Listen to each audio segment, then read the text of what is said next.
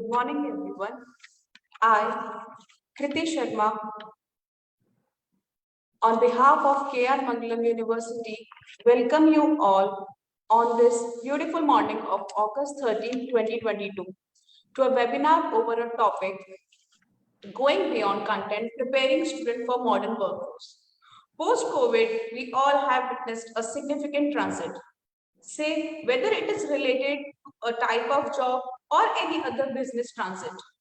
Industrial giants like McKinsey have been calling for workforces to embrace the change to meet up the modern requirement and dynamics of modern workforce. Business are getting big on emerging technologies and digitalization.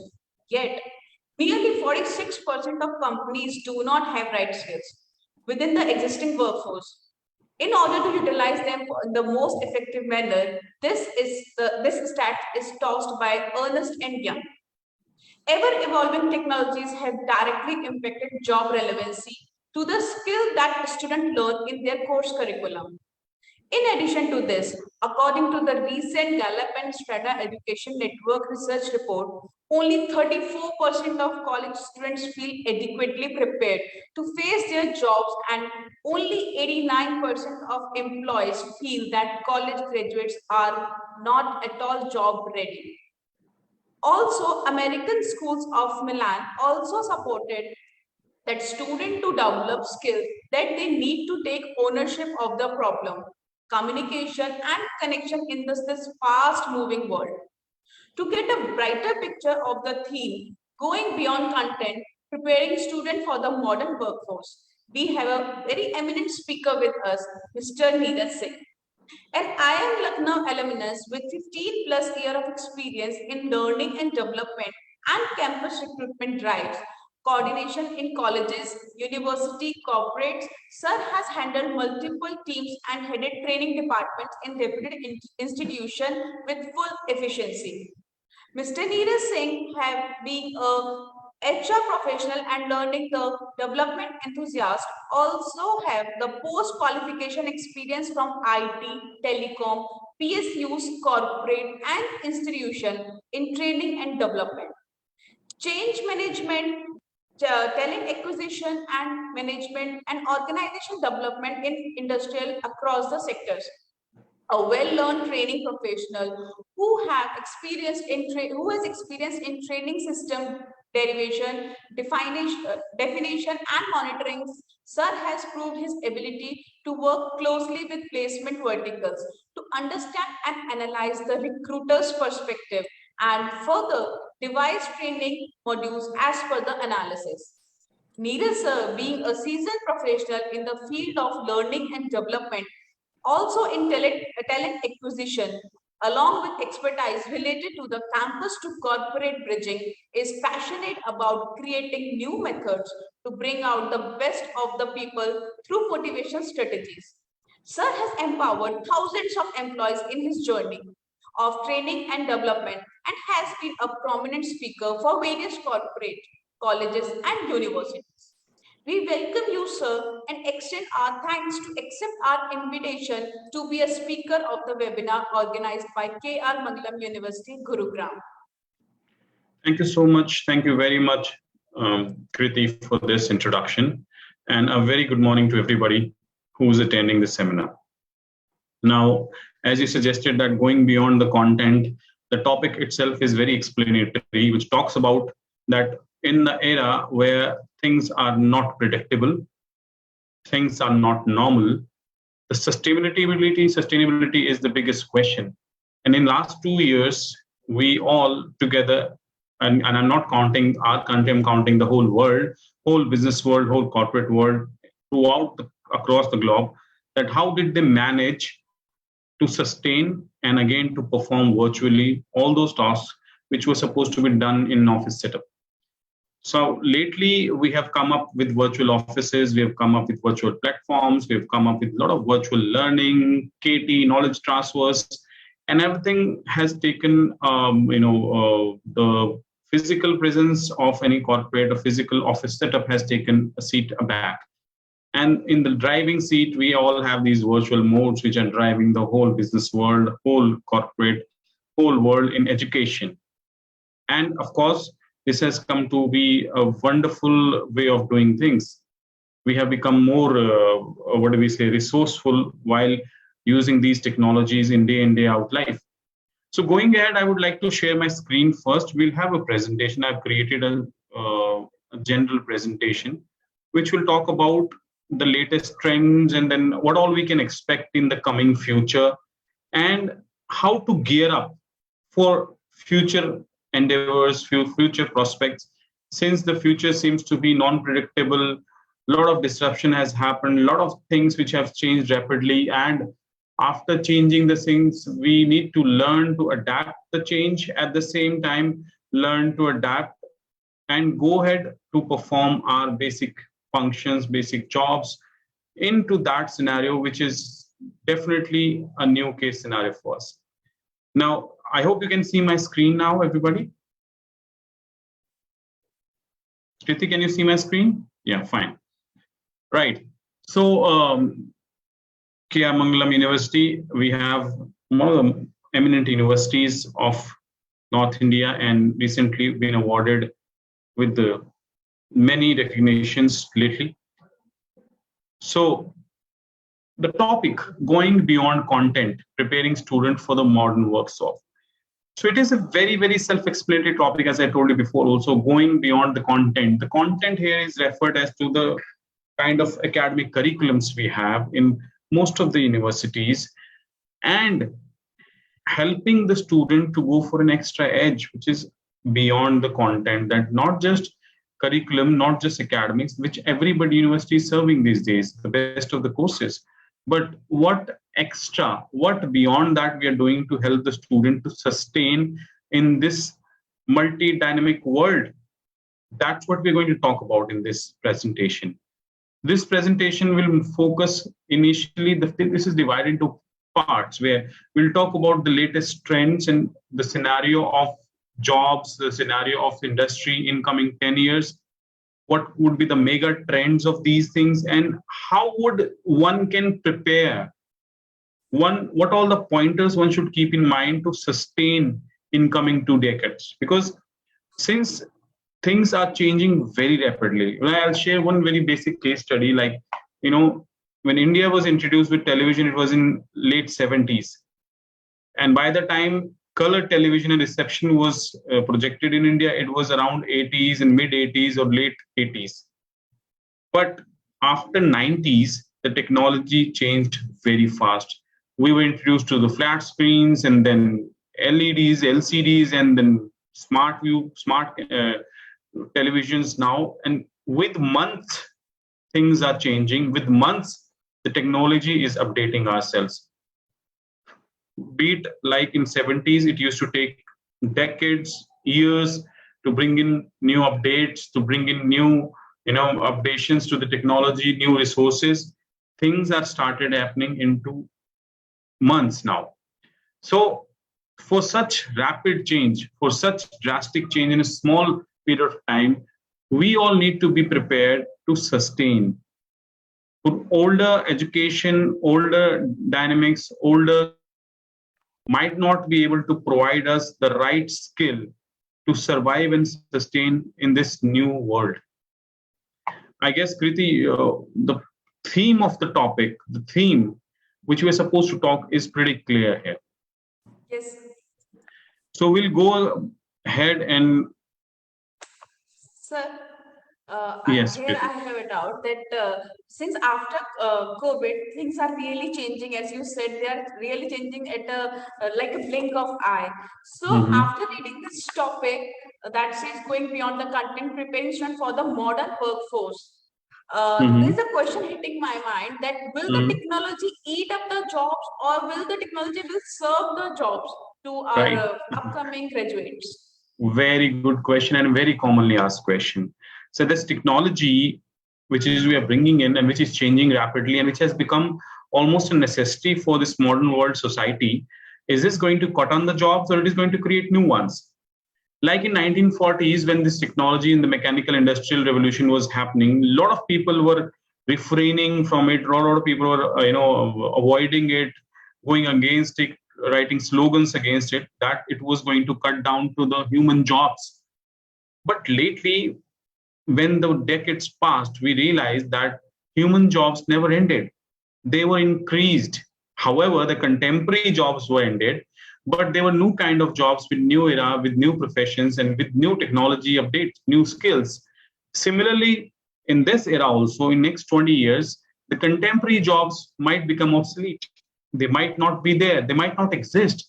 But people with updated with the right skill, people with right focus, right learning, people with right technology fluency will have ample amount of job. They will not be a dearth of employment for such people. So what we need to do, we need to actually update ourselves with the right skill here. So there can be, yeah, it's true, there can be a cut down on the contemporary professions, contemporary jobs, but there'll be a lot of new jobs, a lot of new occupations which will be introducing and which will become the necessity of the society with the changing dynamics, right? So we might not focus on the negative part of it, but rather than focusing on negative, we should think about how we can upgrade our skills, how we can reskill ourselves to prepare ourselves for the upcoming 2 decades, right? Sustainability is the word, and that is the key. And for that, we need to update ourselves, we need to reskill ourselves, relearn ourselves, and be a fitment of the new world, modern workforce, right? I guess this answers your question, and we'll move ahead also from here. So the future. So since in last 2 years, the whole humanity has learned a lot, that we were living in a very comfortable zone and then predictions, and we already know that in coming 10 years, we're going to do this, in coming 20 and 15 years, our kids will grow up and they'll be joining that profession. But in 2020, when this COVID wave hit to the world, everything planned from last 50 years disrupted like anything. We were in a situation where we had no idea how to survive, how to sustain. And in such world, for the first 6 months, the whole world was in total, in total dilemma, that how to proceed, what to predict, what not to do, how to form a strategy. But gradually, they say that humanity never gives up. We came out with uses of technology, the latest new, virtual portals, where we worked, the whole world was connected virtually. We performed every single task, but this time it was on a portal which was virtual, and it was effective as well. We ran offices, we ran businesses, we ran education, we ran knowledge transfer, summits, webinars, seminars, businesses, and exactly on virtual mode. And it seems it was very, very, very successful as well. Lately, if you go through the research, you will find that in last 2 years, we might have lost a lot of physical business, but we have multiple folds of benefits, multiple folds of profits in terms of doing the similar business on virtual mode.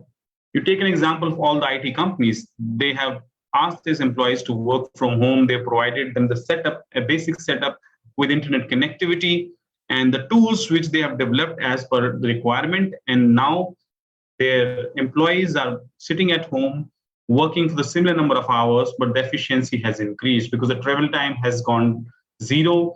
The exertion for travel, the expenses has gone zero. The employee is sitting in the comfort zone of their home, and they're performing and doing the similar tasks that they used to do in the office. So going ahead, the same question here again comes, that will technology kill jobs, aggravate inequality, or bring in more significant work and healthy societies?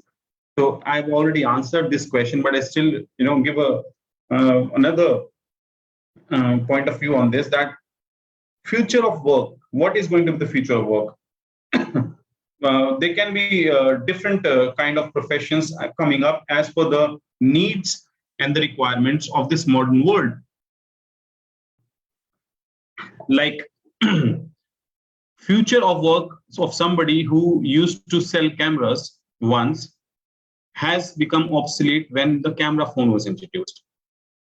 Similarly, in early 90s, when all these airlines, United Airlines and US-based many airlines were having a lot of competition related to the flying rates, related to the tickets, has become obsolete when video conferencing was introduced in the business world. So that became obsolete, and this theory is called blue ocean theory. Similarly, if you put this theory in the coming future, office setups, bigger office facilities, physical meetings, anything which is required to do so, infrastructures, they all will become obsolete, because when the world will switch to the virtual mode, we might not require any office setup. We might not require any conference halls, meeting rooms. We might not require transport departments. We might not require any kind of excessively used or over expensive human resource, because this whole system can be monitored and governed with one modified, or you can say one tool which can be customized as per the requirement. So the future of world cannot be predicted very straight right now, but there are few steps, there are few things we can learn about it by looking at the previous expenses and by speculation of the changes happening in this recent future. Like, let's understand the key trends of next 10 years, like what all trends, what all things we can expect in next 10 years. So I'll go point by point here, Kriti. If you have anything to ask, please stop me and ask, okay? So first point, there will be places to work. The best workplace will have different quiet areas so that workers have choices to where they want to work, eliminate assigned seating altogether. So like, not just in future, even I have seen lately few co-work places where employees can choose to sit anywhere they want. And there are workplaces which have quieter places, corner offices, where they can focus on their job. At the same time, they do not have a particular seating arrangement. The employee can choose any of the seats as per the comfortability, as per the convenience, and they can always sit as per the number of hours they want to sit. There are no such set number of hours, since the whole world is going to be virtual. Many companies, many organizations, offices, they're not keeping the employees time bound. They want them to do a certain number of hours of shift, and they can choose any of the time in the day, which is becoming flexible for the employee. And since it is flexible for the employee, it can always be more efficient. They can always be better performers. The second point, small individual organization, there'll be smaller corporation with so much opportunity for collaboration. There'll be no need to build a costly big business. So for smaller organization who cannot afford to have bigger offices, who cannot afford to have bigger transport or HR or admin system, the whole thing can be run on a software or a tool, online tool, where they can manage, see the employee strength, where they can manage their employees, where they can also monitor their business, where they can individually map individuals' performance, and also without spending much into the physical facility, they can do it on virtual mode by keeping the expenses low. And once the expenses are all low, the profits becomes higher. So this could be one of the aspects. Less hierarchy, everyone will be a leader, work will thrive in teams, not with directors. Of course, one thing which has lately come into scenario in corporate world in last decade, even I have noticed, and in coming decade, of course, it will flourish like anything. There'll be a horizontal hierarchy, lesser vertical hierarchy. Like, there will be lesser people reporting to other people. There'll be people on the same hierarchy who will be provided with their KRAs and KPIs, and they know what to do, and they'll straightly report to the one point of contact. So once they want to proceed, when they want to requisite anything, they want to inform to the senior management, they don't have to go through very long, tiry system of hierarchy. They have one point of contact, and they know their objectives, they know their KRAs, and they work, they stress more effort on those things only, rather than going through the office politics and office approval system, which is red tapeism again, I would say, which is one of the biggest issue with these days bigger bone organizations. Big emphasis on wellness Offices must be healthy environments, whether that's good lighting, relaxation areas, sleeping rooms, music packs at the work stuff. Now, this is one of the most important aspect which I have noticed in, of course, there are multinationals in India who provide such facilities, but there are organizations who are not providing very good work environment to the employee. And employee wellness is one of the most important factor and which provides him a good work-life balance. So wellness is something, employee wellness, employee care, or you can say that compliances for the employee benefit are one thing which is very ignored in our Indian system of organizations, which is employee, if employee is motivated, employee is healthy, employees provided with the right facility, if they are given with the right offs, right, day offs, and they are given some time for recreation as well, they perform any day better. Any employee who is overburdened, who's not provided with the right number of resources, who's not given enough time to rejuvenate, recreate himself, they become poor performers very soon. They say that very much hardworking people become hardly working very soon. So this is one very good example. We need to work on that part of the employee satisfaction, employee development. Time to time, we need to help them to update themselves so that they can cope up with the changing dynamics. So from that angle, what is emerging is not only different kind of skill sets which are required at the point of the workforce, but the leadership has also to go through a drastic change. All right, and the leadership has to think in terms of the workforce welfare. Right. It's a very interesting point that the place of work is changing, the nature of work is changing. Leadership style has also to go through a major shift. Right, sir. Very rightly said, Dr. Ashok. Here we can see that if we change everything, if we provide them a great workplace, we provide them a great work culture, we provide them a great shift flexibility, but until unless the leadership and the people who are setting the vision and mission and the objective organization, if they still think in the similar contemporary thought process, the way they were thinking 20 years back, it'll be a great clash in the work culture and the objective of the organization. So, of course, everything comes with one point of view that leadership also work on itself and they should go ahead and change themselves as per the need of the hour. Coming back sir, the universities really need to take care of this aspect also, apart from giving the work skills to the workforce.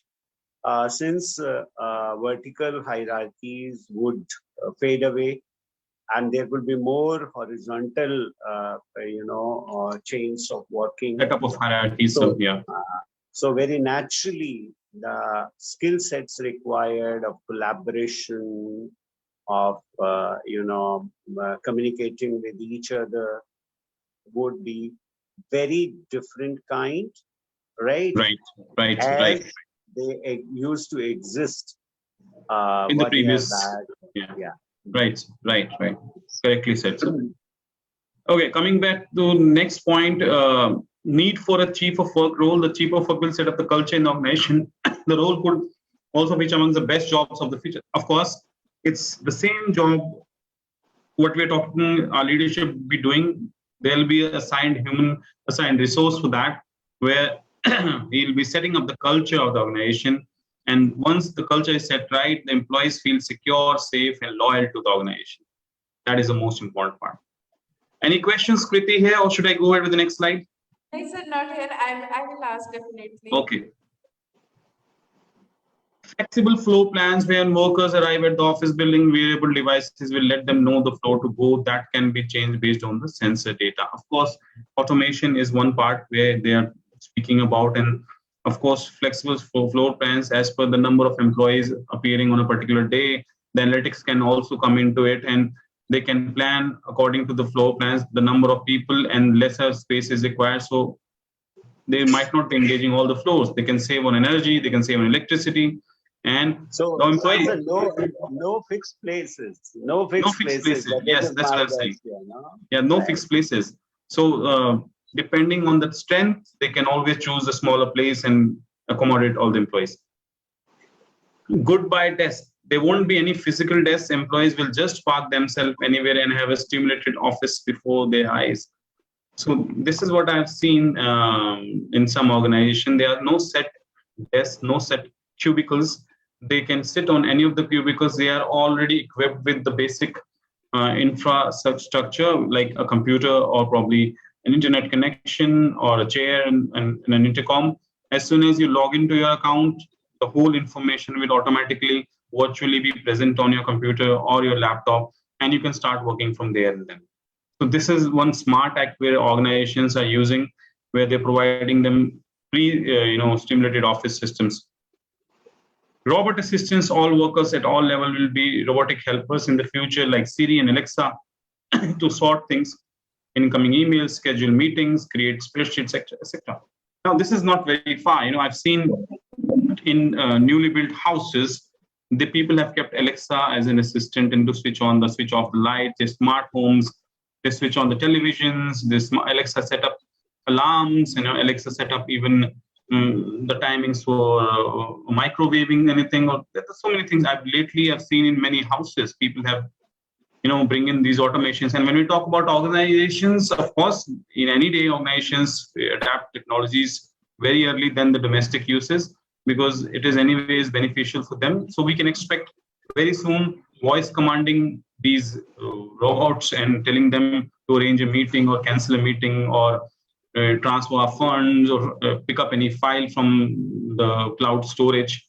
So that could be one aspect we should always be ready. Smarter brainstorming. Most meetings will take place between different groups or workers in multiple locations, allowing seamless sharing of ideas and brainstorming across the zones, like the one we are doing right now.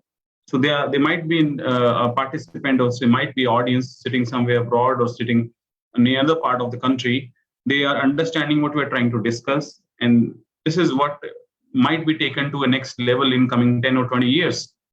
So video conferencing has always changed the dynamics of business right from the beginning of 80s.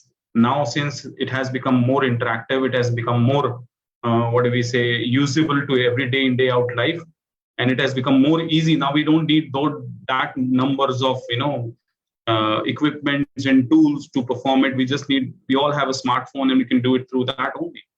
So we might see a more advanced version of such video conferences in future, and you might see people from different backgrounds, demographies, different locations, zones might participate and discuss the same point of view from different experiences. And this might give a new enlightenment insight to somebody who might work on that solution of problem.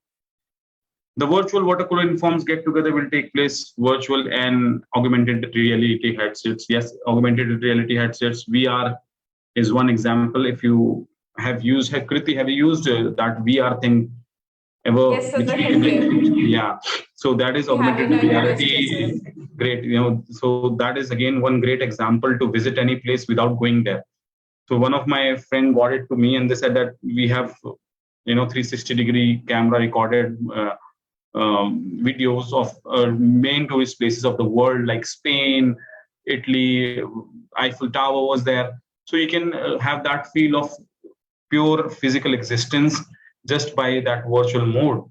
So similarly, this could have an advanced version later when people will meet in those virtual reality worlds, and they might create businesses, they might have meetings, they might go out and discuss over dinners. And lately that metaverse also has come into light. If you know that a lot of people with all these cryptocurrency, and they have created their avatars in the meta world, and they are buying lands there, they're creating businesses over there. I know, man, I'm a little old school, but I'm trying to understand these things, and this is something which is really exciting, that people will be meeting with their avatars in the metaverse, and they'll have the similar experience. They might go out in Italy, they might go out on Times Square and probably have a discussion and having the same feeling by staying in their own rooms, staying in their own offices. This seems really exciting for the new world. That's why we call that technology we cannot predict. Similarly, when the technology is advancing itself so much, We need people to run it. We need people to execute it. We need people who can actually provide these facilities to the new people, new world. So this becomes a little on the higher weightage. The number of jobs will be higher rather than the contemporary jobs going out. More number of jobs will be coming in.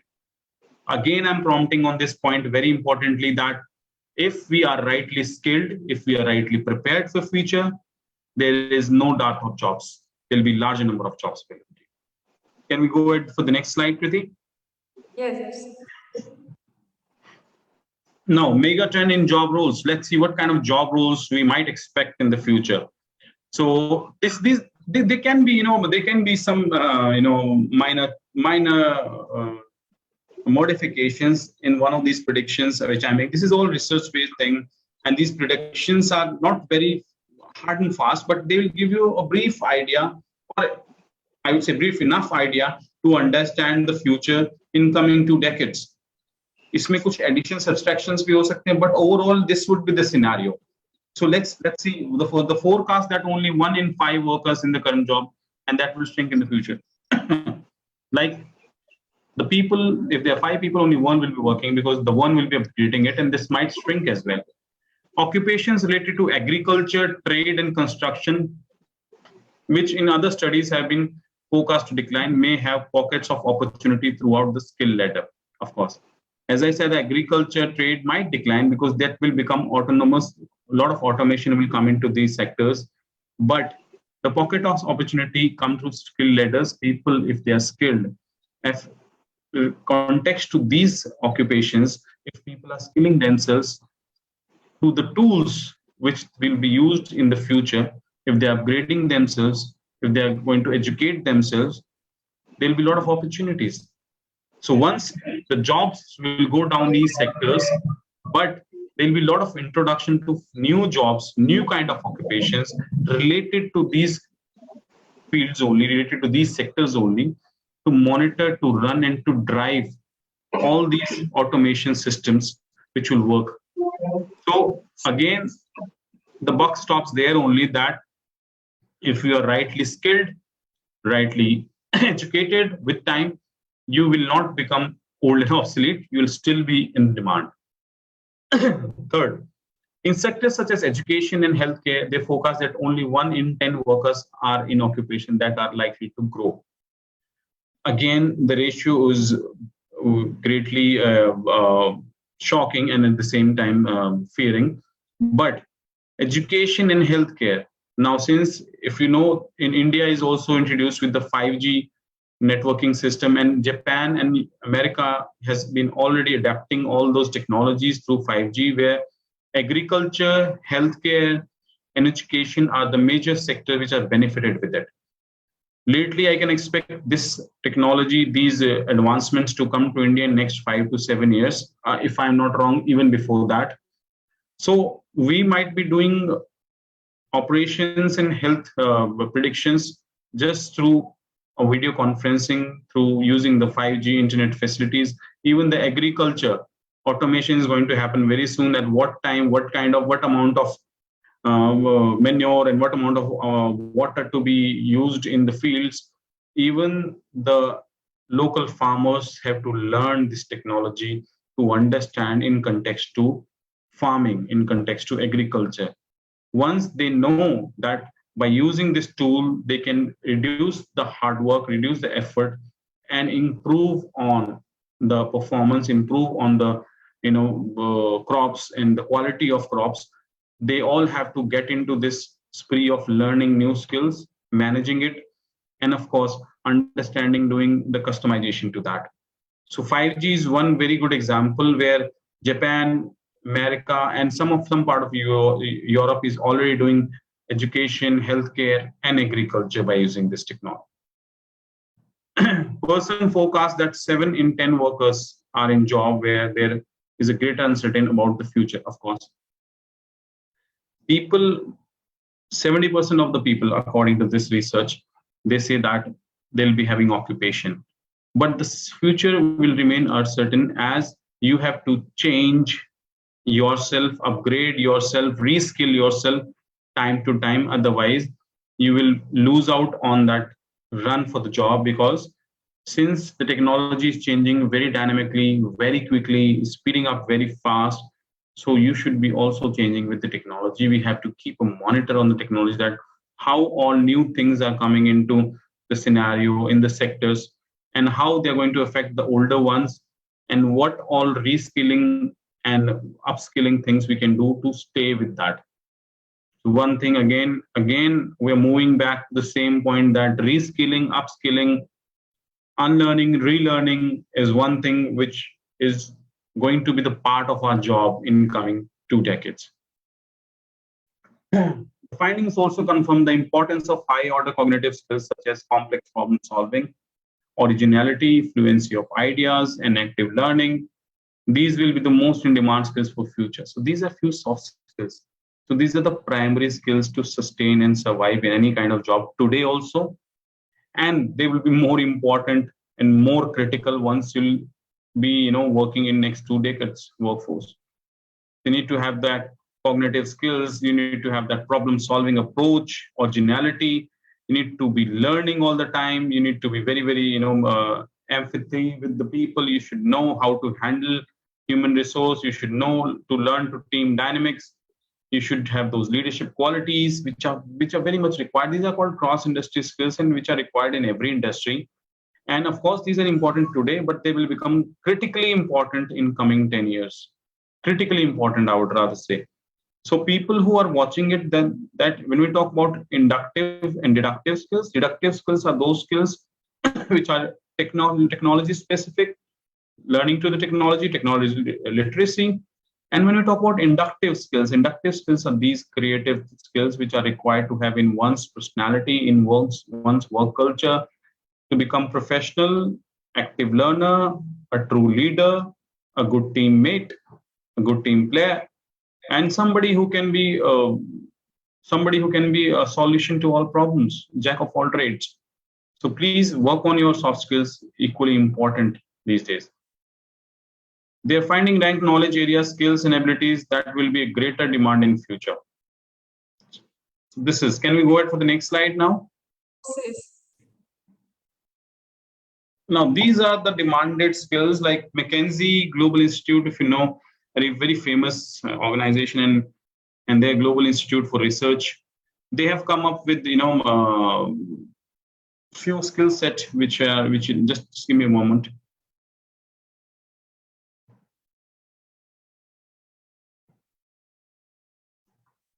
Yeah, they've given us, 3 skill set workers will need to secure the best career in the future. The most in demand skills for the future. Let's see, future में skills की demand कौन से 3 skills इन्होंने zero down किए हैं. They have given very 3 of them, specific one, and they have a very wide aspect, however. But to start with, we have zeroed down to 3 of them. Sorry. Higher cognitive. These includes advanced literacy in writing, critical thinking, quantitative analysis, and statistical data skills. Doctors, accountants, research analysts, and writers use these. Now you need to understand that all those skills which require writing, critical thinking, which will help them to think about the solution of a problem from multi-directional way, quantitative analysis, becoming more calculative, and statistical skills to analyze the previous data to find the solution. These are the pillars of providing solution to any new problem. So as it is very clear, doctors, accountants, researchers, and research analysis, and writers use them. Of course, the doctors and accountants and analysts are found to be one of the most intelligent resources of a society. Second, social and emotional. These include advanced communication, empathy, to be adaptable, and to be able to learn continuously.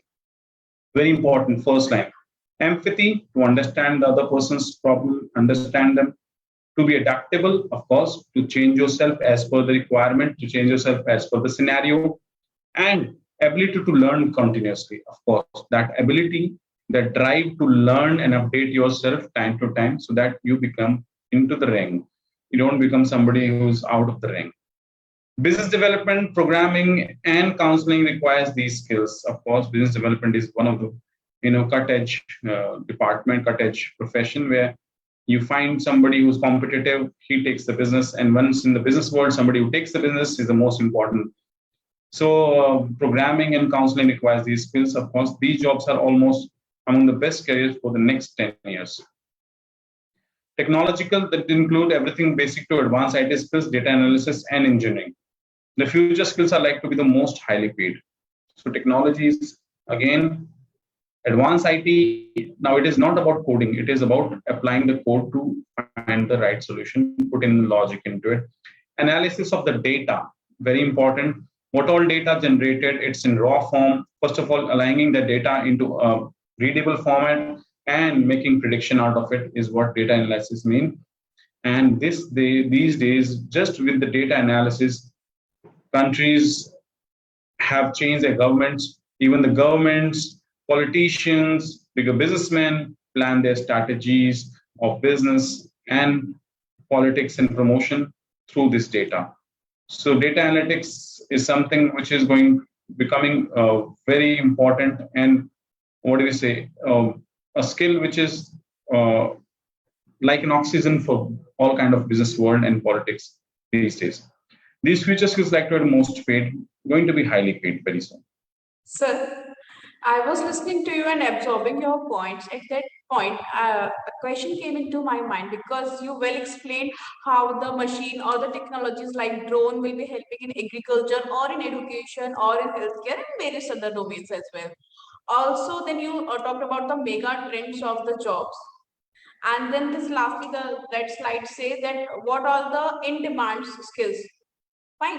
Right. And extending these three major categories, I would like to ask one question here. As our university is in process of reviving our course curriculum in order to meet the industrial requirements.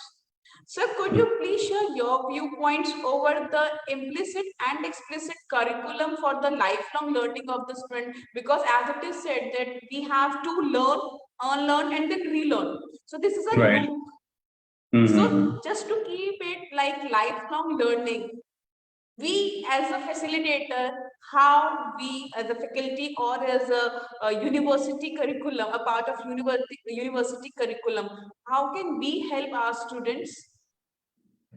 Right. So Kriti, we need to understand one thing here. As I told you before, that if you really want to sustain in the coming 2 decades of the future workforce, you should be self-learning first of all.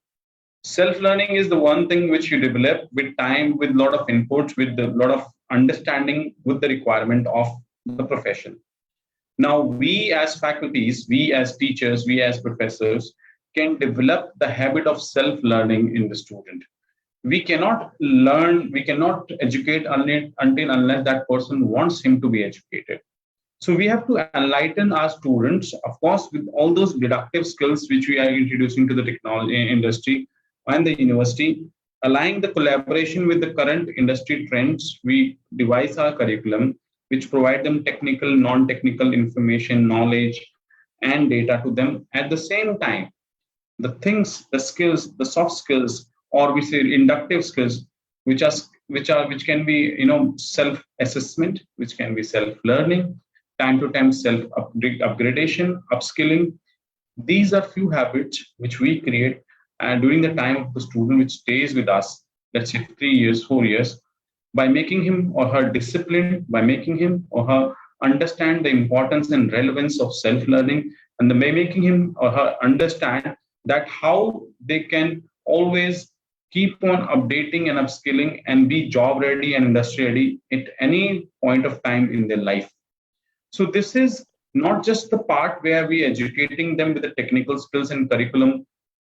Apart from that, what all good habit, ethics, and values we create them, inculcate in their life so that they become professionals who are self-developing professionals. Let's say after 20 years or so, they might seek their help. They might seek help of university. We can always be there to support them with the latest trends in technologies. But that inculcation is done through the time they are into the university curriculum. That morale, that ethics of learning are developed with the right Guru Shishya theory, which we are running from very hundred of years in the Indian culture, right? So they always say that guru is the one who's greater, who has a great place greater than even the God. So even the God cannot teach human. God or always directs it and ask him to go to guru to learn it and how to do it. So this is what we inculcate in the student during the time they spend their 3 years, 4 years with us. I hope that suffices your answer. Can we go ahead? Yes, sir. Yeah. So we talked about the future trends. We talked about future job roles and the skills. Now let's talk about what we as KR Mangalam University is doing to do. What we are exclusively offering to the students so that they become a complete package for the future. They become all equipped with all those declarative information, at the same time procedural information. They all become inductively great and deductively great. They all become all creative thinkers, critical thinkers. They all become good analysts. They all become great communicators. They all become in habit of self-learning. So what we are doing, what exclusively we are offering, I'll be trying to explain something here in the coming slides. So the research says that in order to prepare future graduates for work, universities must align their teachings and processes with technological advances. So very well known research that अब जो भी हमें यहाँ पर curriculum में involve करना है, जो भी हम लोग यहाँ पर एजुकेशन प्रोवाइड करते हैं, केटी करते हैं, नॉलेज ट्रांसफर करते हैं, that has to be in proportion to the industry development. Until unless we are not associating our modules, the technical modules, non-technical modules are not in the right proportion with the industry, they become useless once the student gets out of the course, once the student completes the course. There is no linkage found if the university curriculum are not into the right proportion to the industry. And ultimately, the student becomes unemployable. So the first thing where we at KR Mangalam, we are trying and we have done a lot of industry academia collaborations to remain in coordination with industry. Industries like, I'll share you another slide where we am giving the name of the giants industry which we have done collaborations with. So these are the industry collaborations we have with IBM, Semtrix, Siemens, LinkedIn Learning, exclusive partners for LinkedIn. A lot of courses which are available without any cost for our students specifically. NSC, SESM, Danik Bhashan, and many others, many others. So since it is a slide, if I start using all the corporates and their logos, we might have to inculcate 20 more slides into it.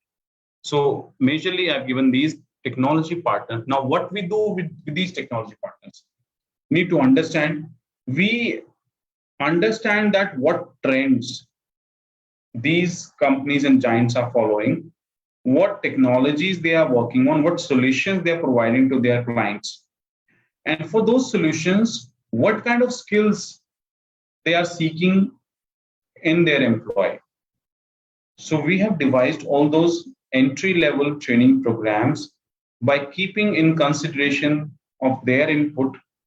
We provide these extra programs to our students so that once they complete their course or any program, they directly align to the requirement of these organizations, like their skills matches with the requisitions of these organizations, and they become the right match to get a job, to start their career. So we have a lot of discussions, communes, we have a lot of consortiums happening with all these HRs and technical HRs of these organizations. And we time to time keep discussing and understanding that how industry is changing rapidly and what trends are following and what kind of skills they're seeking into any of the employee which will join them. By understanding those trends, by understanding and analyzing those changes, we keep making changes into our curriculums as well. So that students might not feel, ignored, might not feel that they have no idea about that campus to corporate bridging. They might not feel that they have never heard about these skills once they go for an interview with these companies. So this is one thing we do. technology literacy and technology fluency. Now, in KR Mangalam. Before coming Yeah, to please. this topic, because you showed industry collaboration, I have one thing to discuss over here. That Yeah, sure. okay, definitely we are inculcating the course curriculum or what technologies future is demanding from our students, for sure. But again, this is the industrial part that the fact that university is offering. But as an educator, how can we play a role in order to be a part of this redesigning modern forces? See, this whole thing is derived and derived by an educator. So, university is an entity, and that entity works with a team of educators. So, here we have our professors, deans, they are in direct coordination, they are direct alignment with the people of these companies who are sitting in industry.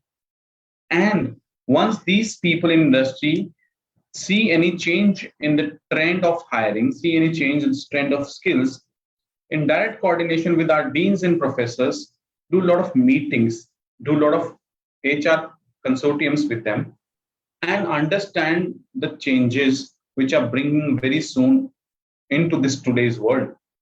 By understanding those changes, we devise our modules, our curriculum and academic part, and modify it accordingly. So as soon as they understand the change in trend and requirement of skills, we also modify and customize our courses according to their need. And that is all educator and professor and deans driven. So this is the complete participation and complete, I would say, management of customizing the curriculums time to time. It is done by educators only, and the educators are only playing a very important role in the whole system, the whole process of doing it. So any student, let's say you also know the mentor-mentee program, there are X number of students associated with one mentor. That mentor is associated with the HOD, and the HOD is associated with the dean. And the dean is directly associated with the senior managers, VP level employees of these giants. In meeting, when the dean has these meetings with all these senior managers and the senior people from these companies and take an input about the changing skills, the changing scenario, and how we can cope with that and how sustainability can be created, comes back with the HODs, discuss the thing, and the changes in customization happens and is informed to the mentor. And mentor who is in direct connectivity with the X number of students directly informs the students, and of course the complete process completes. So in any case, be a mentor, be it a dean or be it a head of the department, they are all educatedly playing their part, they are playing their role to keep the curriculum of the university up to the mark as per the need of industry.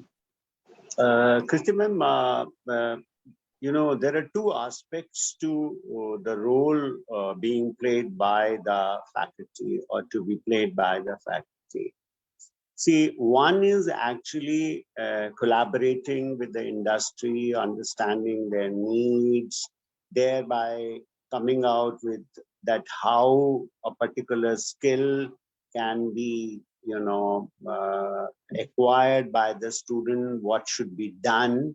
So that is the curriculum content. The second is curriculum delivery. That is very important. So you may have a fantastic content with you, right? Okay. But it is the faculty which really need to change his ways and working style, right? The entire teaching gamut has to change. If that has to be transacted in the way it demands, because the way academics are transacted and the way the practical aspects are transacted are completely different.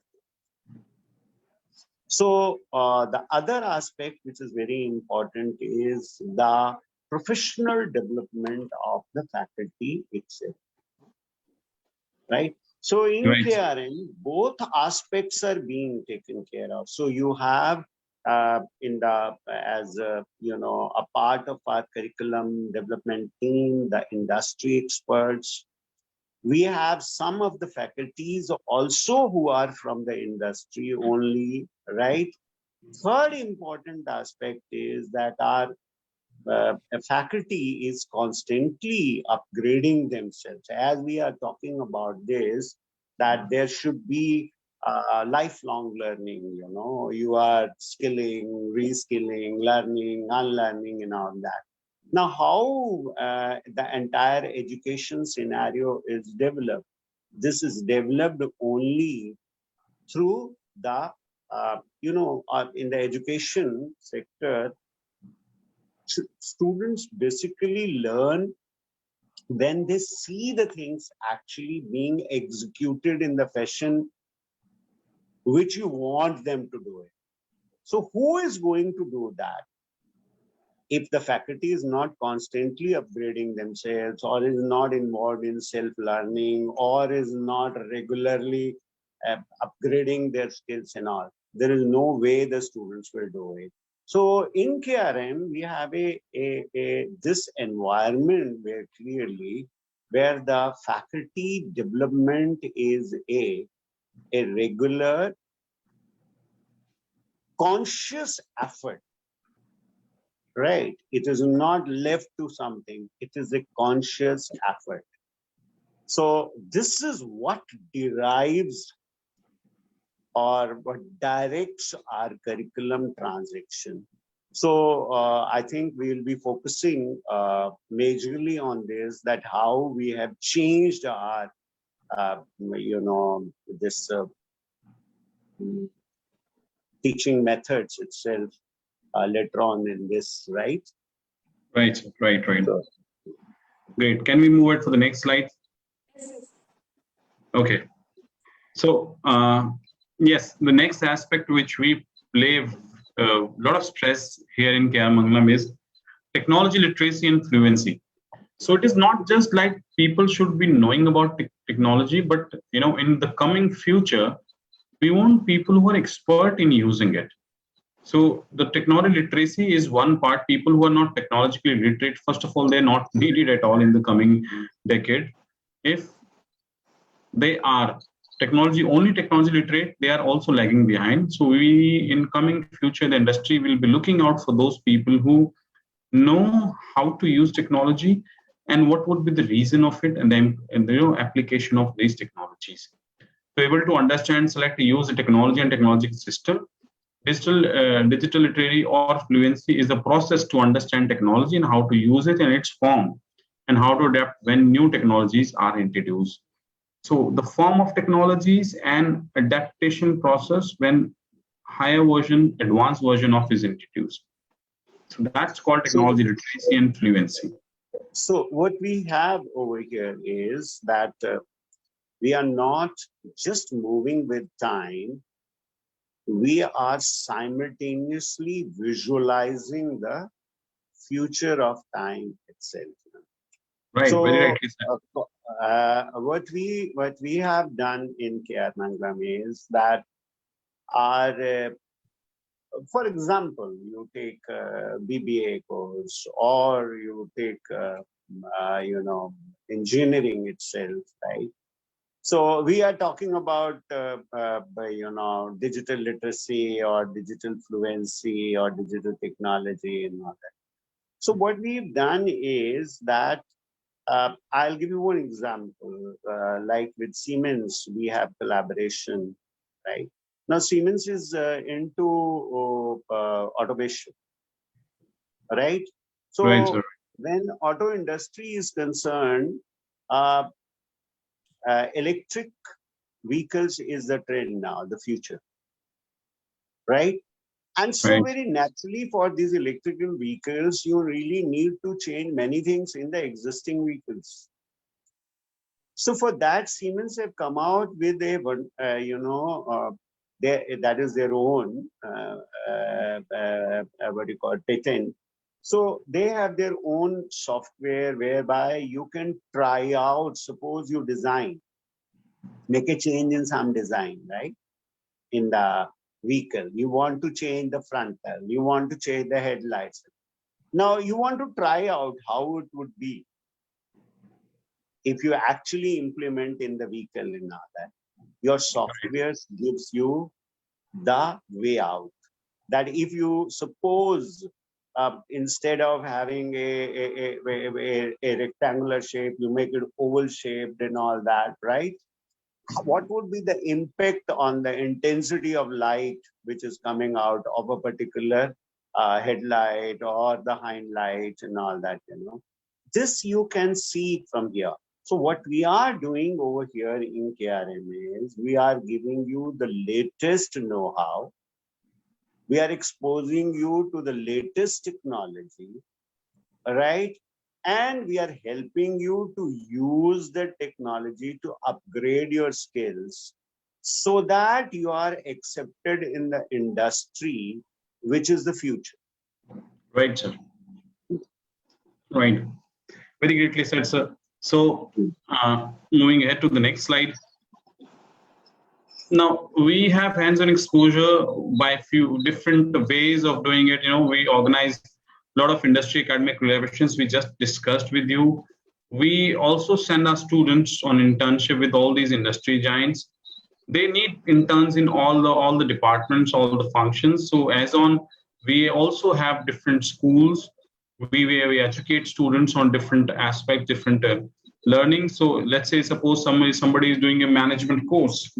Somebody is a management graduate.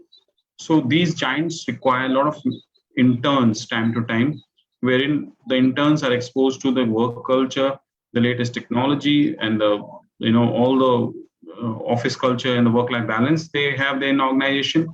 And it is a great exposure for a fresh mind who just graduated from the university or under the process of graduation.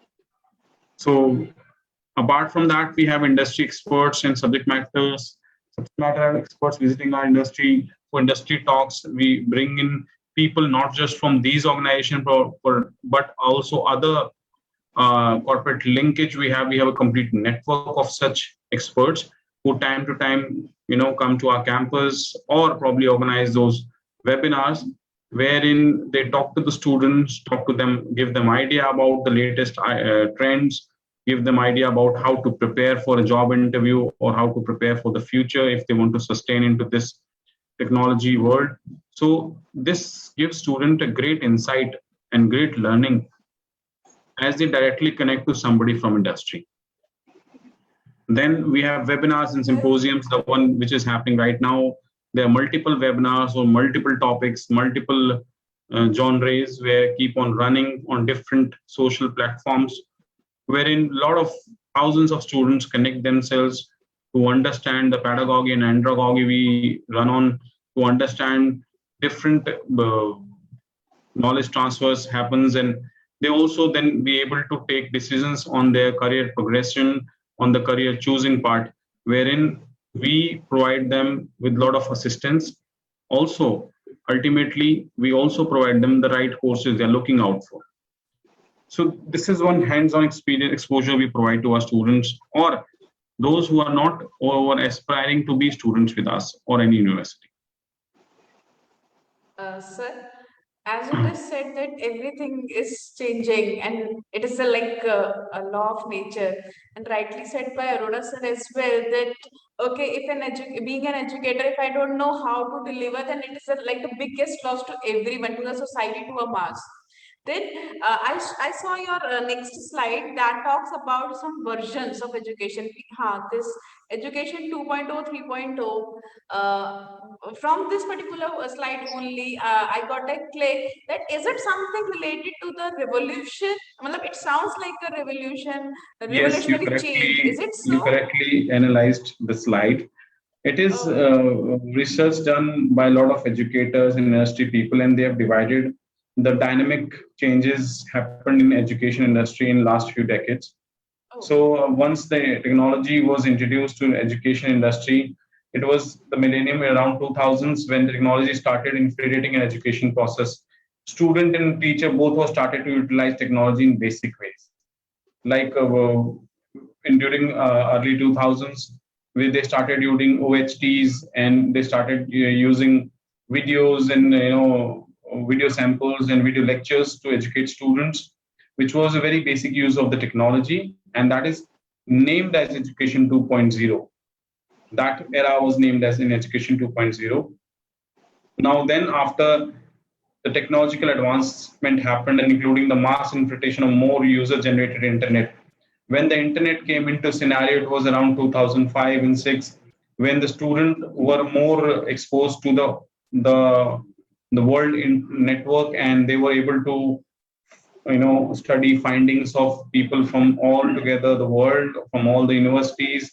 They started collaborating, discussing, managing students from all different universities throughout the planet. That was named as Education 3.0, wherein the horizons actually were increased. They were able to contact, talk, take tudes, take lessons from people from different locations and different zones. They were able to contact them. So back in the day when I was in college, I know I feel like a fossil while saying it, but back in the day when I was in college, we never had such access to internet to find notes, to find findings and researches from international, universities. But yes, the only thing which we were subjected to are a physical library, which was situated in our college. Now, since in Education 3.0, we were able to approach to internet libraries, a lot of consortiums, a lot of people who are available on internet to guide, to help with latest notes, latest content available. So which became for a young person who's graduating from a college, and a lot of exposure happened. And of course, the mental abilities also improved because of a lot of content available. So this was named as Education 3.0. Now, the latest one, which is called Education 4.0, it is approach where learning is changed because it is the fourth revolution, industrial revolution. And to comply with that, to align with that, we now education perspectives have completely changed. We are not just learning education, not just learning technology, we are becoming fluent to use it as well while doing the process of learning. Like it's very rightly written, Education 4.0 is a desired approach to learning that align itself with emerging fourth industrial revolution. This industrial revolution focuses on smart technology, artificial intelligence, and robotics, all of which now impacts on our daily lives. For universities to continue to produce successful graduates, they must prepare their students for a world where these cyber physical systems are prevalent across all industries.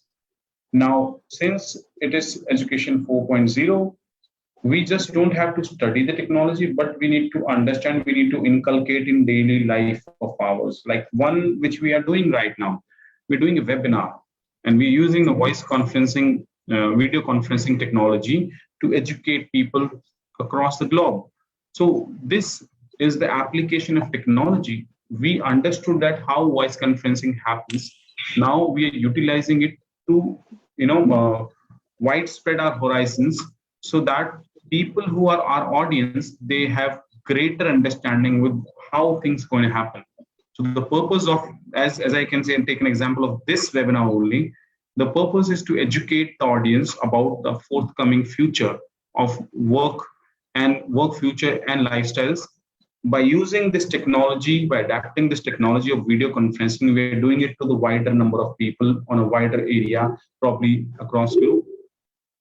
This is the way. Would you like to throw some light on it, that how in our university we are using AI and machine learning and so in our university, in KR Mangalam specifically, we have exclusive courses designed for these universities. We have customized our curriculums, like we have engineering in AI/ML, we have exclusive engineering in cloud security, we have specific engineering programs, we have specific management programs to understand the need of the coming future, and we have introduced them into our curriculums. Apart from academics, we have VAX, value-added programs and value-added topics where we can, ask the student to join. They can always, apart from their curriculum, educate themselves about if they find it important. Let's say a technology graduate might not know much about statistics, might not know much about data analysis. So we have specific programs time to time we organize in our industry, in our university, wherein they can use these technologies and added advantage, they can become an analyst so that they can play with the data and present and predict the future. So about these such important programs, we have regular curriculums as well as workshops and WACs inculcated into the university curriculum.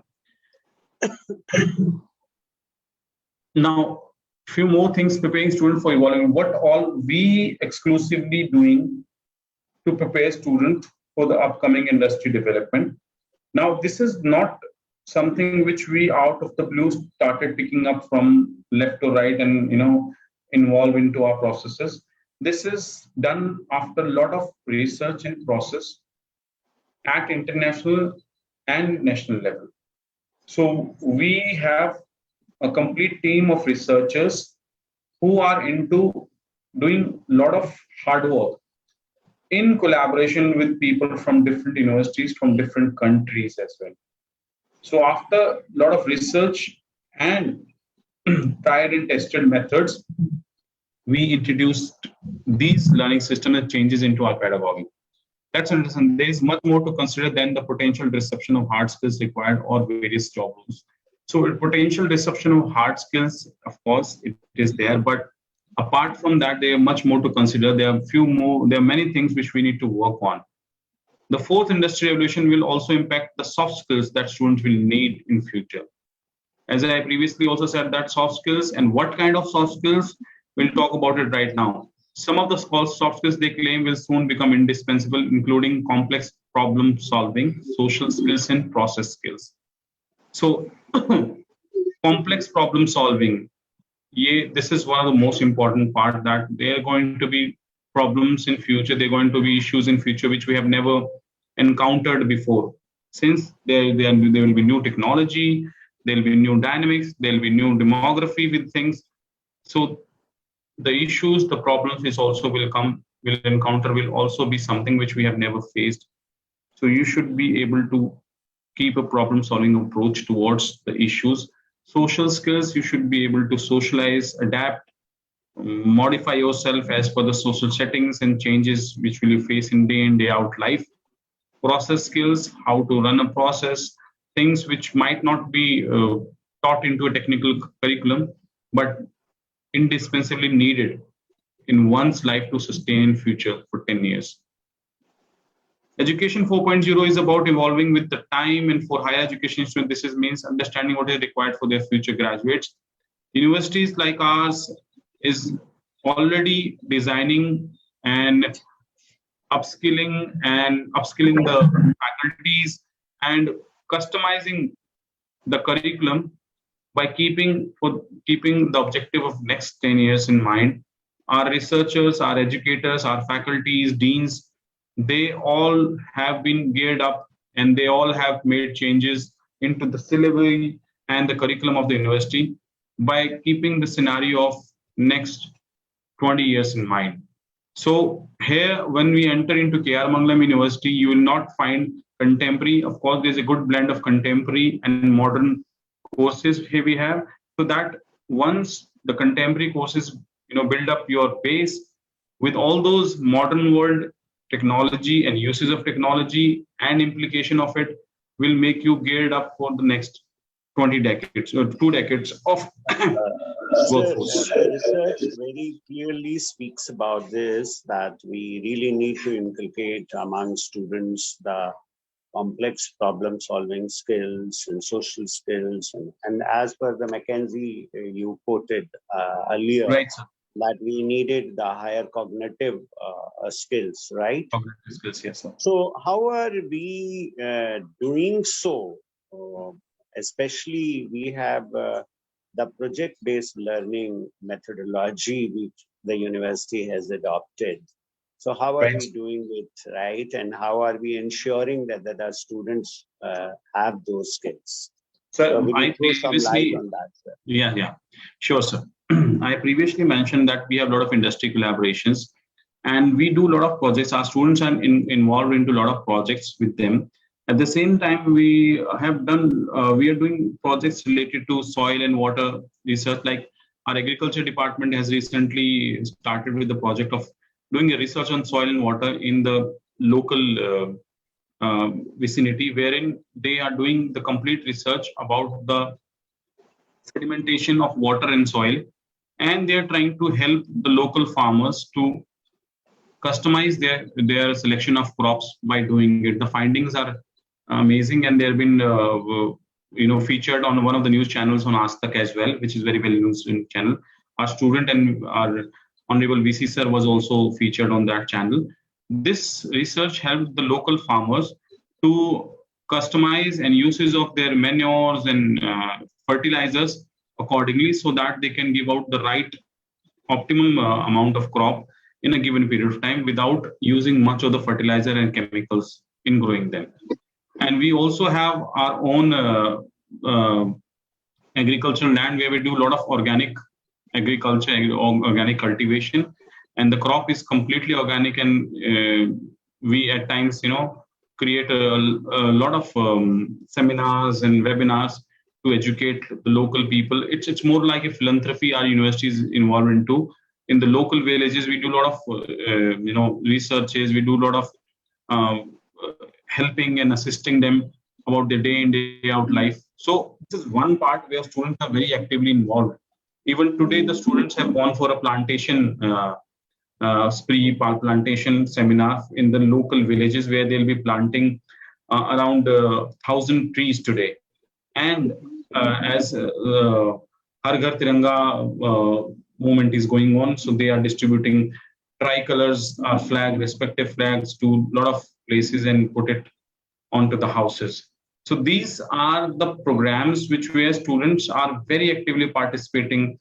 Our students from law school go to local villages, local towns, and help the local citizens about the legal matters they are facing, help them, educate them. Even the students from management, School of Management and Commerce, go and help help the local villages to become financially independent. They provide financial education to them. So apart from getting them ready for future workforce, it is the part which they play as philanthropy, social work, which makes them a better professional as well as a better human too. They understand the sense of emotionalism, the sense of responsibility towards the society, and they also understand to give back is equally important to take from the society. Now they have developed this habit of giving back. So during the course of their time with us, they go to such projects, they go to such events, social events a lot, so that they become connective to their roots, and which is again required to be more empathy, to develop more empathy, to understand the social skills, to understand humans, to handle humans, and which is very much clear that it's very much clearly mentioned that in coming fourth revolution, industrial revolution, these skills will play a vital role into it. So, sir, in our university, what exactly we're doing is that we identify the local issues and problems. Right, and we are evolving different teams from different disciplines of which are being taught in the university. And right. Around that issue or problem, we create a project, and then students from different schools, they work together. So thereby, they not only learn to address complex social problems. We another project I would like to discuss with you, sir. We recently coming with the project wherein we're going to put cameras into nearby around 500 eateries here. You can call them dhabas or eateries or outlets, wherein with the use of AI, we'll see that what data we generate, I mean, how many people at what point of time in a day visit these places and eat, and what kind of food orders they make. That data will help us to understand the eating habit of this particular region, And because of that eating habit, we can create some corrective measures and help them to become more, live a healthier life. So this is something wherein hotel management students along with students from engineering, AIML will collaborate, and the data generated will be disintegrated, integrated, and made predictions by the School of Management and Commerce. So we have three disciplines we are inculcating into one project, which gives them a multidisciplinary exposure. So students from AI will understand that what kind of eating habits might affect your health, and both of them, student from hotel management and student from artificial intelligence, will understand that how data is generated, how it is resolved from complex to a simpler form, and how prediction can be made. So it overall gives them, all three of the school, they will have exclusive exposure. And that's what we have mentioned previously also, that's what we need to sustain into coming decade. So that makes us very clearly distinct from other universities, that we are not only confined to the classrooms, right, and attending lectures, but we are, whatever we learn during those lectures, we provide them opportunities to apply that knowledge into social situations and understand how this knowledge can actually be tried out and translated into practice. Into this is what the real world might need in coming time. It's needing right now. This is what the real world needs. Yeah. So because they're not going to stay into a classroom for the time, for the life. They'll come to the real world where they might need people who have multidisciplinary knowledge. Like, in order to produce, the last point here is that it says the same thing, sir. In order to produce more graduates who is prepared for future state of employment, university must involve and accept the changes to some traditional process which are inevitable. We here are going to help them to choose electives from different disciplines. It is not that somebody who's studying law cannot understand data analysis. So we are trying to provide them information. We're trying to provide them, we're trying to provide them that liberty of choosing electives from different disciplines. Like, if somebody who's studying, who's into education, like let's say somebody who's doing general humanities program, can join into one electives from AIML. They can join into one electives from AIML. Somebody who is actually doing engineering in AIML can join one elective from language learning. So we here trying to bring the students to learn on multidisciplinary platform. It is not that they are going to do engineering, they are engineering focused. If they're doing management, they're management focused. The new world require people from STEM backgrounds, science, technology, engineering, and management. So we need combination of learned resources who has multidisciplinary information and give resolutions to the issues which are going to be multidisciplinary in future. So this is what we are objectifying, and we are trying to, and we have already brought it up to some level, and this is going to give solution for the next decade resource and next decade issues. So here we have the next point here is successfully prepare students for fourth industry. Yes, this is one general point here. One method of is accelerating remote learning, which is the idea of student to learn theoretical knowledge remotely, but digital means whilst ensuring any practical skills are still learned face to face. Yes, of course, we promote virtual level of learning, virtual platforms of learning a lot, but when we talk about practical skills, they are done face to face. There are labs for that. There are specific center of excellences we have, wherein student practically face to face develop those skills, do those projects, and be into that environment of working and develop that work culture. Project-based learning highlights the importance of studying a wide set of skills that can be applied to each scenario, as opposed to sticking the set of skills directly linked to a specific job role. It states the very same thing which we were discussing previously, sir. So project-based learning is something which brings in students on a larger and a bigger platform, which helps them to even recognize few skills which they don't know even they have. So first of all, recognition of skill happens a lot when they do this project-based learning. Even let's say I'm an engineer, but I might be good with presenting a data. So once I'm giving this opportunity, I'm given with this opportunity, then I come to know that okay, I can perform these jobs. I have a skill of performance as well. I have a skill of presentation as well. So this is what project-based learning helps the student to be develop the multi-level of talent into them. Now, adapting new realities. By adapting new realities, we have adapted and changed our mapping systems also, and we have also tried to introduce new technology into it.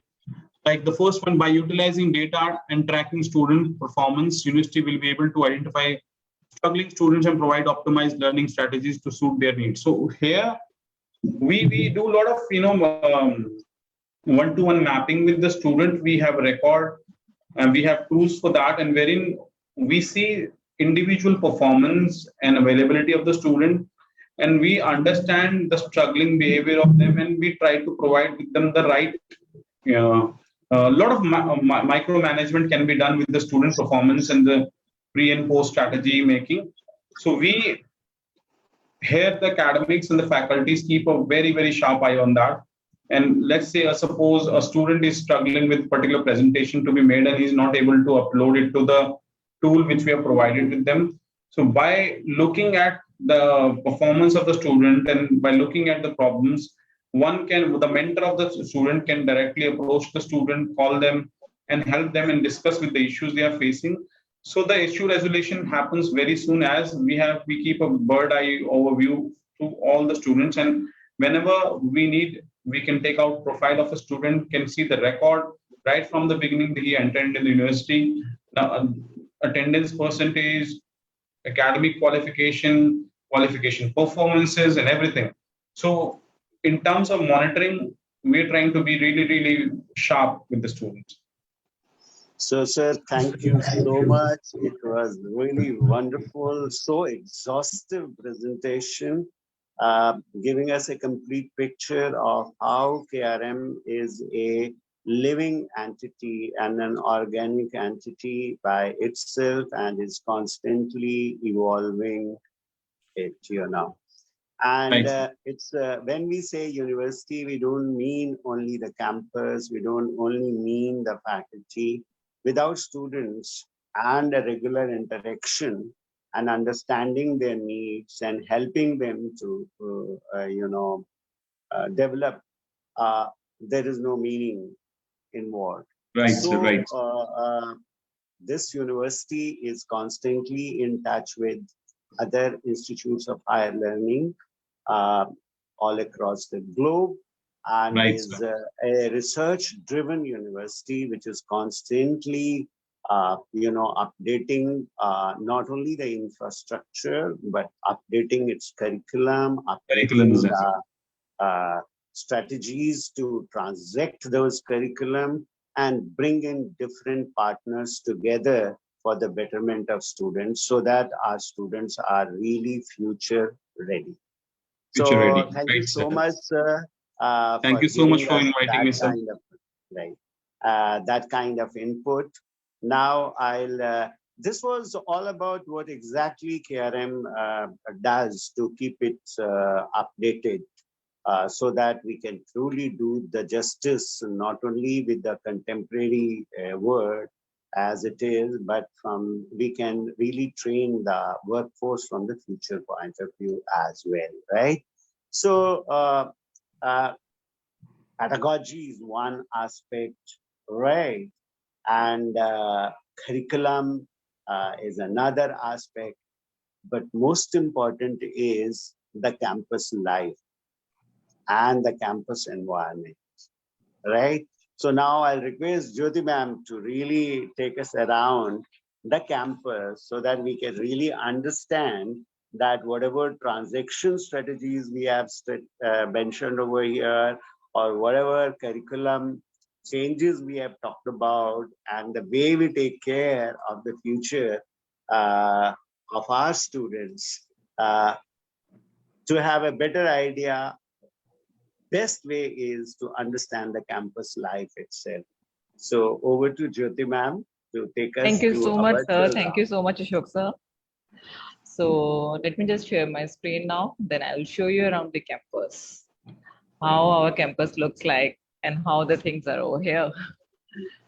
So good afternoon, everyone. I'm Jyoti Kataria, assistant professor I'm in Mangalam University. So I just like to have you guys a look throughout the campus. So this is our campus, how it looked like. If you can just see, this is the aerial view. Let us talk about the campus. Our campus is a huge campus. Means seriously, the environment over here is so much eco-friendly. The infrastructure is very up to the mark, and it's a very big campus. Which is spread across 26 acres. Over here, we are having 150 plus faculty members. The students, if we talk about, there are more than 3,000 students, and many more are about to come. So in this our campus, if you just come inside once, you can see the building is you can see the mesmerizing, the facilities are very up to the mark. We are having a very green, lush campus area. As you can see the surroundings, see, it's totally green. So it is not that you are in between the city. No, it's somehow in the city, but still you are having a very good scope that how the green lush campus is showing you over here. So you are just, it is free from Aravali Hills. Exactly, sir. It's more like, yeah, Hills. it's in the Aravali Hills. Exactly, sir. If you talk about, it's just in front of that. You can see that from the highway, and you can see the mountains over there, the hills over there. So this is our campus where you're gonna study. Now, if we talk about that, the courses which we are having over here, so we are having the different courses in the engineering section, the BTech in computer science and electronics engineering, BTech in computer science and engineering, then BTech in computer science engineering along with the AI/ML, which sir was talking about that as we are going to develop the new projects. So that is over here, we are providing this with the AI/ML, and that is with the support of the Megatrends and the IBM. So these are the two companies, as sir told you, that we are having tie-ups with them. Then we are having the BTech in computer science with specialization in cloud computing. This is also along with the collaboration of the Zipia. Then BTech in computer science with specialization in full stack development. This is a new course which we have started recently, and this is also in collaboration with the Zipia company. We are having the BTech in computer science with specialization in UX UI, and that is in association with the Imagine XP. This is a company which is offering that they are going to teach their courses over here with the UX UI. You can say there are some speakers or some faculties from that company. They are going to come here and they will give you the knowledge about these particular courses. We are having the BTech Computer Science. This is the integrated one, the BTech Computer Science with MBA, and that is also in collaboration with the IBM and the Megatrends. We are offering BTech Civil Engineering with specialization in sustainable development and smart cities, BTech in Mechanical Engineering with academic support of the Siemens. We are having BCA in specialization in AI and data science. See, artificial intelligence and data science, these are the new topics which are coming up nowadays. And over here, we are providing you the facility that you can opt for these courses. If you don't want to do a simple BCA, simple BTech, then please go for these courses because they are already providing the in-depth knowledge of particularly those areas. So which are very good in a future point of view, if we talk about. We are also offering BSc honors in computer science that is also in support with the IBM. BSc honors in cybersecurity, BSc honors in data science, MTech and MC. These are the two postgraduate courses we are offering in the field of engineering and technology. If we talk about the management and commerce area, then in this also we are having the BBA, that is in HR, marketing, finance, international business, travel and tourism. So the various sectors are available and you can opt any one of them. If we talk about the BBA specialization in business intelligence analytics, that is also in support of this metrics. We are also offering BCom honors with academic support of NSE, BCom programs, which are also helping you in preparing for the competitive exams, for your banking, for your insurance, for the railways, for the SSC, for some kind of the government or the central jobs. So we are helping you in that area also, that we are providing you the assistance that how can you clear those exams, and then you can pursue for something in case better in the future. We are also offering BBA plus MBA. That is also with the support of IBM. It is an integrated course. In this, we are providing you the 4 years of, you can say the 4 years of education over here in the university, and then 1 year will be of the industry internship, where you're going to work in the industries, you're going to do the hands-on exercise over there, and then after this, you can even attain a job over in that particular company if you are that much capable of, and if you're proving your credential up to the mark. We are also offering MBA with academic support of IBM and the MCOM. Now, in the basic and applied sciences also, we are providing BSc honors in physics, chemistry, mathematics, and that too along with the competitive exams helping hand. BSc honors in forensic science is there, and MSc honors is also available for the part-time one who don't want to come on a regular basis, who just want on the weekend classes. Then MSc honors part-time is also an option for them. If we talk about the medical and the allied sciences, then in this we are providing B Pharma, D Pharma, Bachelor of Physiotherapy, Masters of Pharmacy as well. If we talk about the agricultural sciences, then BSc honors agriculture over there. Let us talk about the architecture and design. In architecture and design, we are offering Bachelor of Architecture, Bachelor of Design, Bachelor of Interior Design, BSc honors interior design, BA fashion, Bachelor of Design in game design and animation. This is also along with the help of the Imagine XP. We are having a tie-up with Imagine XP, and they are going to assist you in this. Professional diploma is also possible over here in interior design. Let us talk about the legal studies. Then in the legal studies, we are offering BBA LLB, BCom LLB, BA LLB honors, LLB honors, and also the postgraduate LLM. If we talk about the journalism and mass communication, then BA in journalism and mass communication is there, and as well as MA in journal and mass communication we are offering. Let us not leave the humanities department. In the humanities, we are having the BA honors in English, economics, psychology, Chinese in different sectors. Then BA honors in political science is there. BA program also is there so that they can help you with to prepare yourself for the competitive exams. Then MA in English, economics, and applied psychology is option. If we talk about the education, then Bachelor of Elementary Education, Bachelor of Education, and also the Masters in the Education sector is offering by the KR Mangalam University.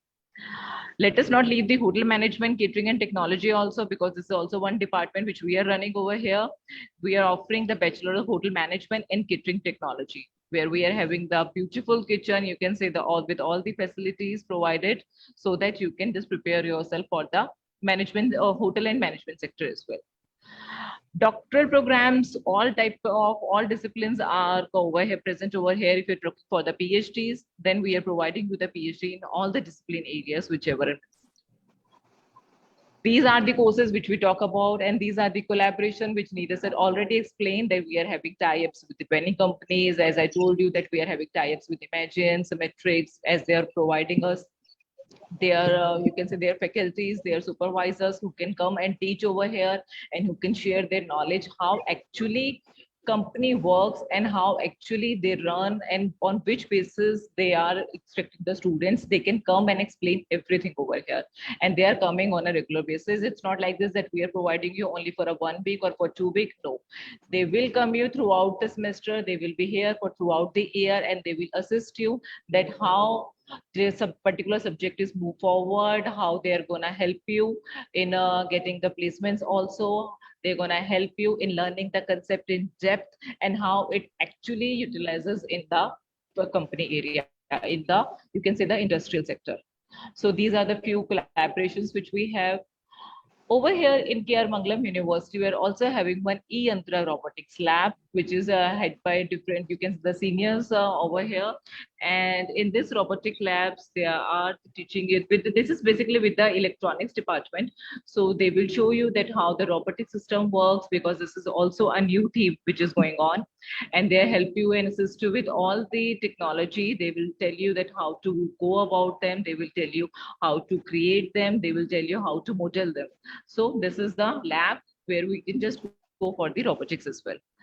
These are some of the distinguished professions along with we are having the tie-ups. Mr. Vikram Attar, Professor Jack Copeland, Professor Sunita Sen Gupta, Mr. Vinod Sood, Dr. Shiv Kumar Kaushik, and many more. In Mangalam University, we are also having one new, you can say the pedagogy, this is the innovative teaching pedagogy, that we are having one smart e-ashram. This is a smart ashram. Smart ashram is what all about, that in this ashram, we are taking care of everything, but in a very natural way.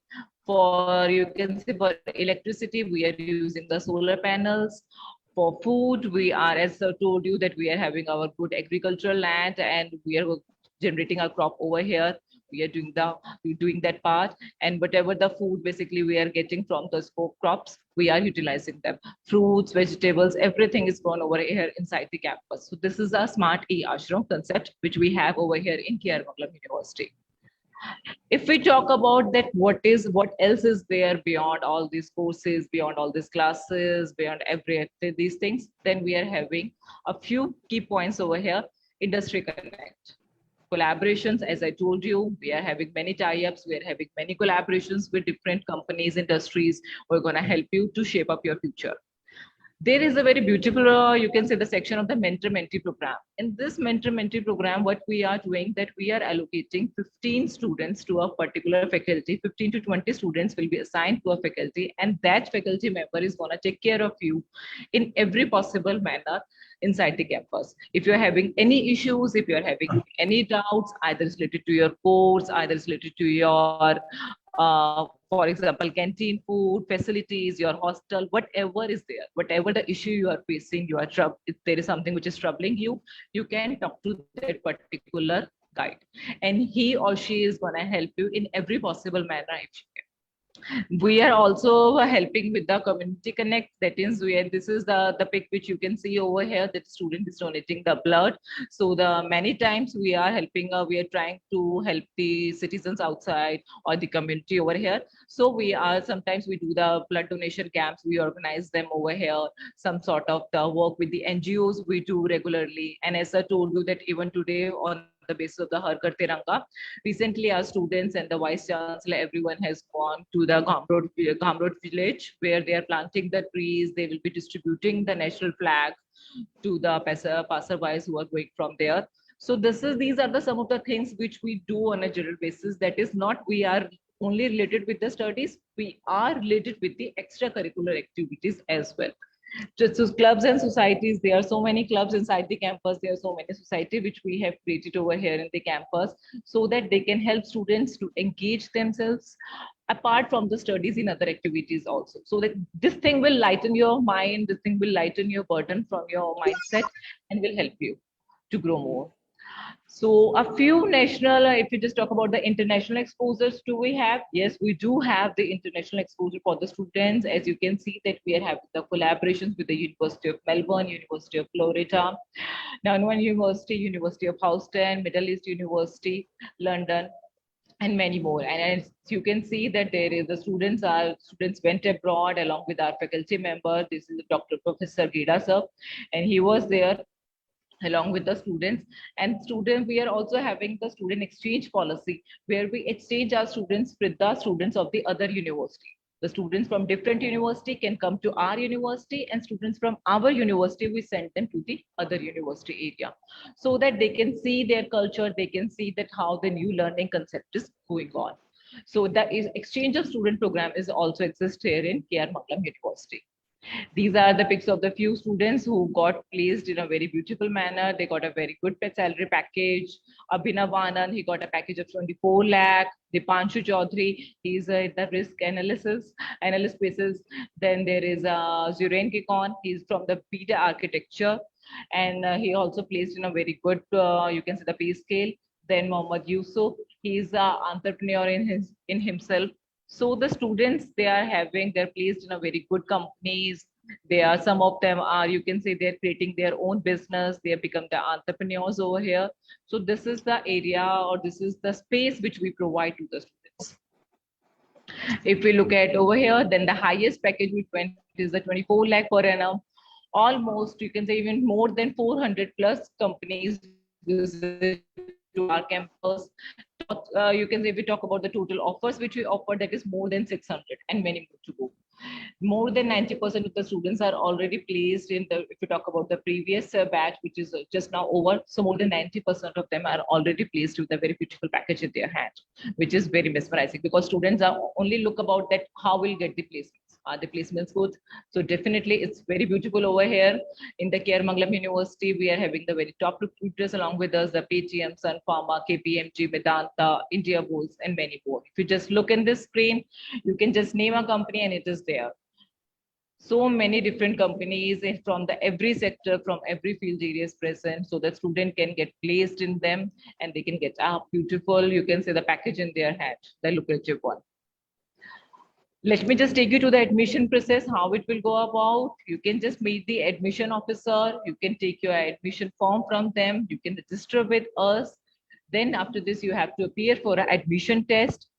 Then for our personal interview. This personal interview will be held with the faculty members. And then after clearing the personal interview, you have to pay the fees and you are enrolled in the university. So this is the way how it goes about. Even now you are having the online feature as well, that you can just apply it online and you can go about it. Now, why this Mangalam University? If we just have a look around with the fee structure, because this is a very main thing which parents look about, that how the fee process will go on, or how much we are going to pay in the university. Kindly have a look at it. And if you just see that Mangalam University, if we talk about the 3-year degree program, we are charging it 1,10,000. Whereas the rest of the universities or the area, they are charging around 1,40,000. If we talk about the private universities only in the Haryana, then they are charging 1,25,000. If we talk about the private university in Delhi, they are also around 1,10,000. But students are many more, so obviously not everyone can get admission in Delhi. So if you are here in this is the Delhi NCR region. So you can just look an option in the Delhi NCR, then Mangalam is the best in that case. Talk about the Punjab, Rajasthan, just compare from anywhere. And you will find that the fee structure over here is in a very good manner, is in a very good shape to provide you the better assistance. Now the scholarship, this is also one of the very important part. If you see the scholarship which we offer, we are offering basically deserving the undergraduate to the undergraduate students, we are providing, or you can say we are offering the 100% of the scholarship if you are eligible for that. For the fast track admissions, if you have secured more than 90% in your 10+2, then also this is possible. We will provide you a scholarship for that. 15% scholarship will be given to those who are having their siblings over here in the Mangalam University. Then 50% scholarships will be given to them who are belonging to the sports quota. If you are in any of the sports, if you're in any of the fields and you have performed very well over there, then you will get a 50% scholarship in our university. 15% scholarship is also given to those children whose parents are from the defense area. Then the special, you can say, the financial aid is also providing to those students who are previous part of the Mangalam schools, and now they are taking admissions at the Mangalam University. So the special financial aid is also provided to them. Then there is also a fast track admission, which is also now, as you can see, that it is more going on nowadays, the CUET, and we are also providing with a fast track admission on the basis of that, the common entrance test, which is for all the universities. So on the basis of that also, we are providing the admissions. So thank you so much. Over here, we can see that there is a phone number 011-4888-4888. If you have any doubts, any queries, you can connect with them. Your Facebook website address is also there. Facebook address is there. You can link with that. You can see from our YouTube channel also, you can see that how we are conducting the seminars about university, about different courses. So you can just see and have a look. And we are willing to have you over here very soon. Thank you so much for that. Well, thank you so much for taking us around to the university. Friends, I would like to make only one comment. And that comment is this, that we may speak a lot. All right? You are the most important. So we invite you to the campus. You have a feel of the campus. When we talk of the social environment, the campus life, you have a feel of that. You can visit our classrooms. You can see how smart they are, right? Or you can visit our labs. So I would invite you to have a feel of the campus. then decide, right, whether you want to be a part of us or not, right? But we are here to welcome you and to ensure that you not only have a feel of the campus, but you become a part of KRM family. So we look forward to see you all. Thank you so much for joining us today morning, and wish you, greetings of the Independence Day. It is the Amrit Mahotsav. Please celebrate it, and it's a weekend. Have a lot of fun as well. Thank you so much for joining us. Thank you very much, and my special thanks to the entire team, our speaker, Dr. Singh, and Thank you, sir. Thank you very much. The coordinator, Dr. Kriti, and Dr. Jyoti to take us around to the campus. Thank you very much. Thank you, sir. And thank you to the backend team, the technical team. Thank you, sir. Thank you. Thank you everyone present here. Thank you, Jyoti ma'am, for the complete virtual journey of Mangalam University. The program, the USP, the international and industrial tie-up admission process was so well explained by you. Thank you, Neeraj sir, to share your views on the topic and enlighten us in the simplest yet effective manner. The way you have set up the equilibrium between the job relevancy and the skill that a student should learn was really appreciative. The point you have shared will help us to prime the talent and meet the skills that an organization need to make our student ready for the future workforce. We will, with a great hope and a higher vision at Mangalam University, we will come up to the car, a student and meet the desired format that is industry is looking forward. And I would also like to thank the management to give us opportunity to share this webinar with our audience. Thank you so much to each one of you. Happy Independence Day once again. See you soon in campus.